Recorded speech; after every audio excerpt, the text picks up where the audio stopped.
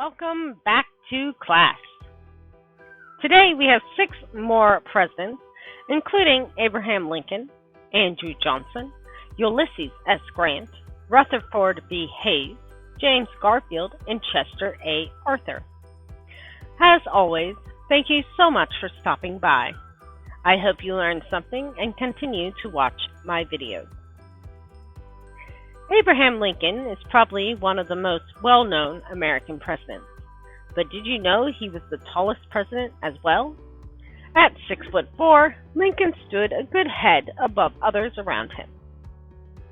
Lincoln was primarily self-taught and ended his formal education at an early age, and even before that, it was only intermittent education. He was an avid reader, both by borrowing books and reading whatever newspapers he could get his hands on. Most people think of Lincoln as the president who freed the slaves. His Emancipation Proclamation was spoken by the president on January 1st, 1863. In it, he states, "All persons held as slaves are and henceforward shall be free." It added a moral force to the war and strengthened both the Union Army and politically united the North. Even though the proclamation itself did not free many slaves, it was the beginning of the end for slavery as an institution. Once the war was won by the North, slavery would be outlawed nationwide. Another aspect of Lincoln that everyone thinks of when it comes to him is his assassination. But did you know that the brother of Lincoln's assassin, Edwin Booth, once saved the life of Lincoln's oldest son, Robert? In fact, by doing so, this enabled the Lincoln bloodline to continue, as Robert is the only child of Lincoln and his wife, Mary, to reach adulthood. The more astounding thing is that this event took place only a few months before John Wilkes Booth assassinated Lincoln in Ford's Theater. Another crazy coincidence was in 1893, Edwin Booth was laid to rest, and on the same day, Ford's Theater collapsed, killing 22 people. Lincoln is the only president who came under fire from enemy soldiers while president. Standing taller than almost any man, he was easy to spot on the front lines at Fort Stevens. This was a 2-day battle that ultimately the Union won, but the Confederacy came awfully close to claiming the life of the Union president, causing a gigantic blow to the Union's cause and the nation.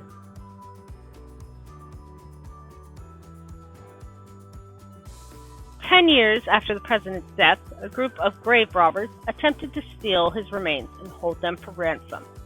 The Secret Service, whom Lincoln helped authorize, prevented the theft, and Lincoln's grave was eventually covered in 10 feet of concrete under orders from Robert Lincoln in 1901.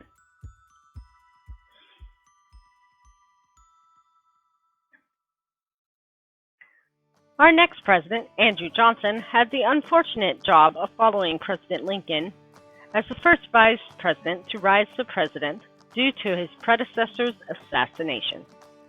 Johnson had no formal education and taught himself to read.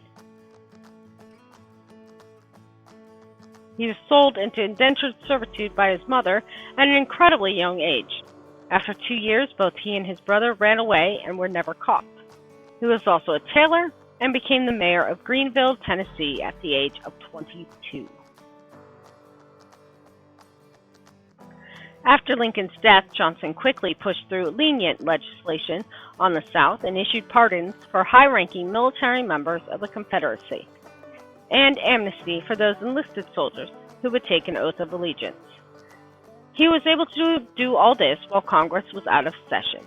In June, Congress approved the 14th Amendment, and in 1867, Congress established military troops to handle Reconstruction in the South. In February 1868, the House voted to impeach President Johnson for a violation of the Tenure of Office Act and for bringing disgrace and ridicule on Congress.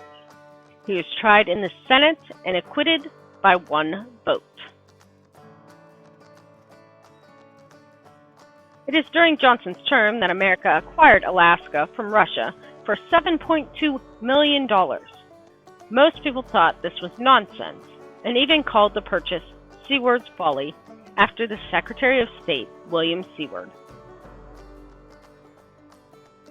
Johnson was not nominated to serve a second term and retired to Tennessee.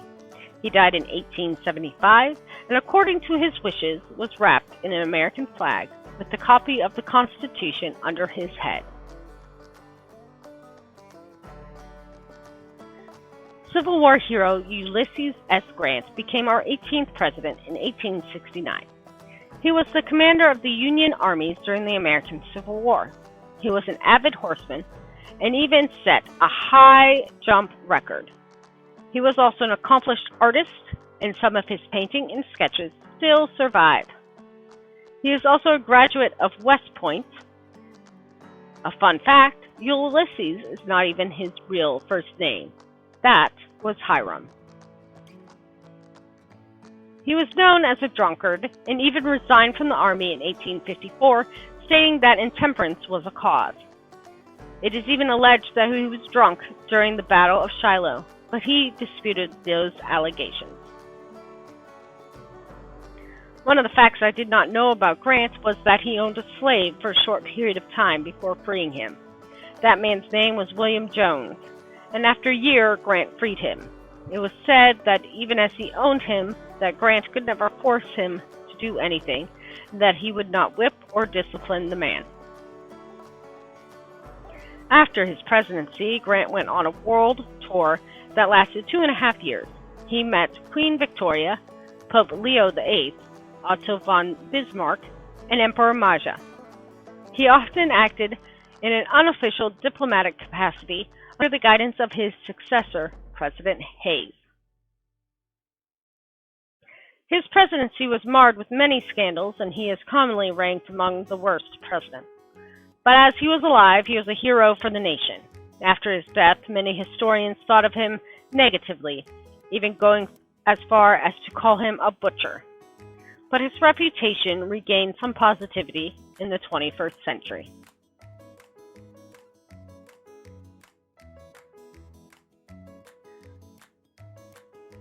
Rutherford B. Hayes comes in as our 19th president, an election that was extremely close and somewhat controversial.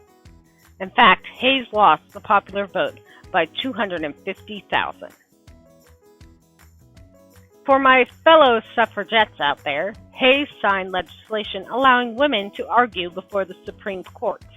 Before this, only men were allowed. This was after Belva Lockwood lobbied Congress to be admitted to the Supreme Court bar and be allowed to argue a case in 1879. Hayes was the first president to take his oath at the White House, which he did privately in the Red Room. He took the oath publicly 2 days later. This is all because Inauguration Day happened to fall on a Sunday. He also became the first president to visit the West Coast.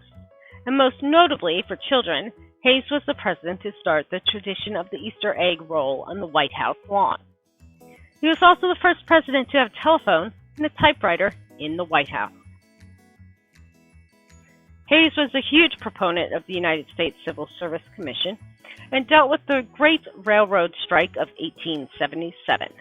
Hayes sent in federal troops to help support the governor of Maryland in suppressing the riot. He also arbitrated a territorial dispute between Argentina and Paraguay. Hayes carried out a policy that included assimilation into white culture and educational training and dividing Indian lands into individual household allotments. Hayes believed that his policies would lead to self-sufficiency and peace between Indians and whites. After his term, he devoted his time to educational issues and prison reform. James Garfield was our 20th president and our second president to be assassinated while in office. He was only in office for 6.5 months, and it took him 79 days to die after being shot by Charles J. Guiteau. His term lasted 199 days and was the second shortest term in office. He is survived by his wife Lucretia and their 5 children. Charles Guiteau was hanged in just 2 days, shy of the year anniversary of the shooting.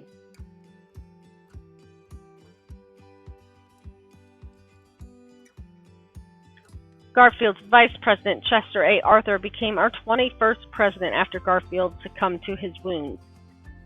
He was born from parents who immigrated from Northern Ireland, and he had no vice president his entire term.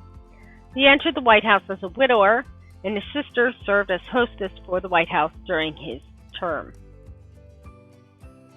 He signed into law the Pendleton Act, which established the bipartisan Civil Service Commission that President Hayes had so championed. He signed into law the Immigration Act of 1882, which levied a 50-cent tax on immigration and excluded the mentally ill, intellectually disabled, criminals, and anyone who would be dependent upon public assistance.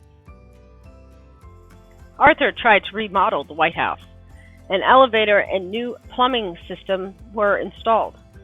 The designer Louis Comfort Tiffany created new designs for the Red Room, Blue Room, and State Dining Room. He spent a total of $110,000 on updating the White House during his term. Arthur died of Bright's disease in 1886 and had kept the fatal disease a secret throughout his term. That is our 6 presidents for today. Thank you so much for joining me. Please click like and subscribe. And as always, keep on learning. Goodbye.